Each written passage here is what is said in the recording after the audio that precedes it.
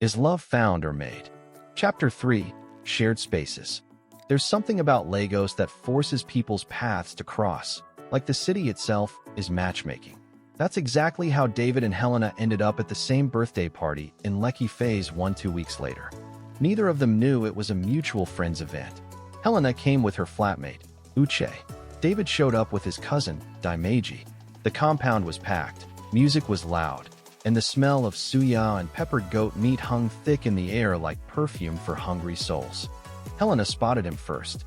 "See, babe," she nudged Uche, pointing with her chin.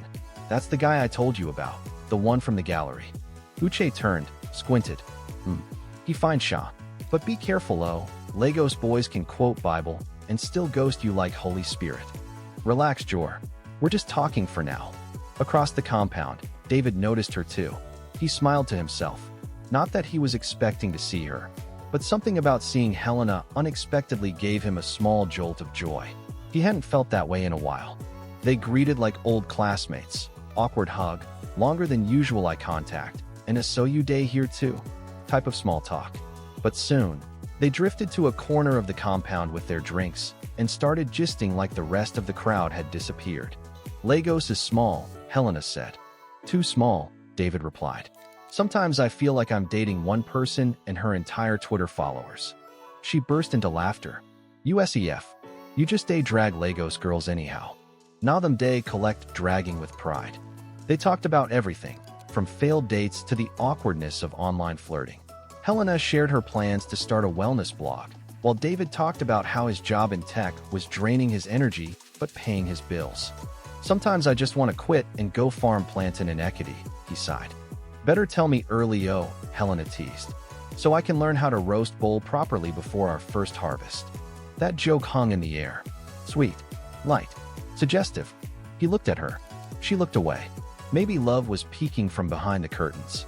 Suddenly, the DJ shouted, "Ladies and gentlemen, let's play a small game. Find someone of the opposite sex and pair up for truth or dare. Real Lagos version." Before they could even move, their names were called. Helena and David.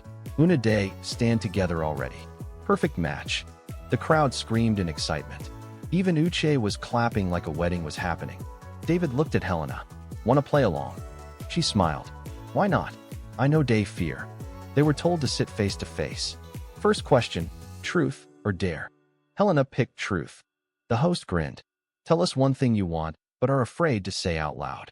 She paused, looked at David briefly, then turned to the crowd. "I want to love someone, without losing myself in the process." The crowd went quiet for a second. David picked truth too. "Do you believe this girl sitting opposite you could be someone special?" Everyone screamed. The moment had become a Nollywood scene. David smiled, leaned closer to the mic, and said, "I don't know yet, but something tells me she's worth finding out." The crowd erupted. Someone shouted, "Na so e day start o." But inside, Helena wasn't laughing.